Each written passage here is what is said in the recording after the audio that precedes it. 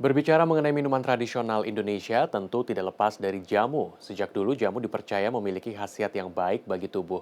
Kini pecinta jamu tak hanya bisa menikmati jamu tradisional, ada juga beragam menu olahan jamu yang kekinian yang bisa dicoba. Jamu dikenal sebagai minuman tradisional khas Indonesia. Biasanya jamu dijual dengan cara digendong dari rumah ke rumah, seperti yang dilakukan oleh Anik Priyanti, yang sudah berjualan jamu gendong sejak 2008. Wanita berusia 40 tahun ini setiap hari berjalan sekitar 6 km untuk menjajakan jamu yang ia racik sendiri. Ia mengaku lebih nyaman menjual jamunya dengan cara digendong. Jarang ya menemukan sekarang yang masih digendong, rata-rata jamu tuh sekarang pakai sepeda atau enggak sudah didorong. Tapi kenapa nih Mbak Ani masih mempertahankan masih digendong begitu berjualannya Mbak? Ya enak aja biar simple gitu, menjaga tradisi gitu. Ya enak digendong. Dari dulu memang digendong. Ya dari dulu. Identitasnya seperti itu. Ya Oke. Kenapa tidak menggunakan sepeda? Jalannya sempit atau seperti apa Mbak? jalannya sempit sih soalnya nanjak naik gitu. Ya. Jadi lebih enak pakai Lebih ini? enak digendong. Ya Nggak berat tuh? enggak udah biasa. Udah biasa gitu. Selain dijual dengan cara digendong, saat ini sudah mulai bermunculan kafe yang menjual jamu dengan lebih modern. Salah satunya kafe di kawasan Sukaresmi Kota Bandung yang menawarkan aneka jamu fusion.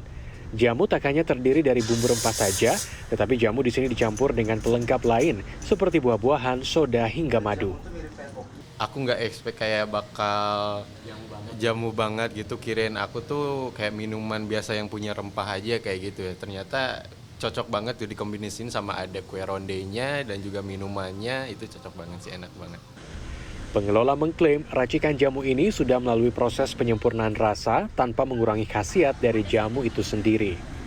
Untuk yang lainnya kebanyakan kita bikin sendiri, R&D sendiri gitu. Kayak kita explore sendiri untuk si rasanya. Nah, gampang tidak untuk mengeksplor rasa dan R&D itu? Agak sedikit susah-susah gampang sih karena kan jamu tuh sensitif ya, terus lebih kuat karakternya. Mau kita pakai sedikit pun tetap kerasa jamu gitu. Bedanya sama yang lain gitu. Kalau kopi kan kita tambah gula dikit, itu udah kerasa, itu udah beda nih. Nah, untuk si jamu tuh dia karakternya kuat gitu. Kayak kunyit tuh karakternya kuat banget gitu kan. Jamu fusion bisa ditemukan di kafe lain yang berada di Rangga Malela, Bandung. Di sini ada lebih dari 10 jamu fusion yang bisa dipilih dengan varian dingin ataupun hangat. Uniknya, penyajian jamu dibuat seperti membuat mocktail dengan mencampurkan beragam bahan jamu melalui teknik tertentu. Dari looknya aja udah beda banget.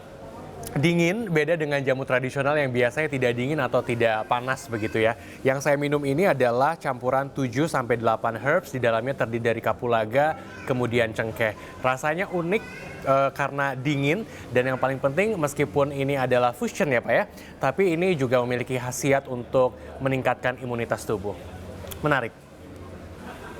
Menurut pemilik kedai, menu jamu fusion ini diciptakan untuk mengenalkan jamu pada semua kalangan.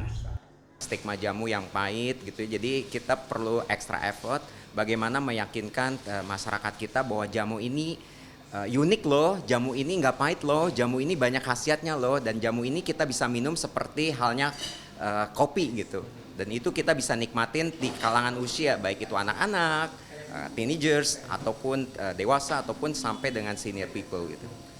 Menurut ahli gizi Universitas Islam Bandung, jamu memang memiliki khasiat baik bagi tubuh, seperti jahe yang bisa meredakan perut kembung atau beras kencur untuk mengatasi nyeri badan. Namun, konsumsi jamu harus tetap berhati-hati dan tidak berlebihan karena ada beberapa bahan jamu yang mungkin bisa memberi efek negatif bagi tubuh dalam kondisi-kondisi tertentu.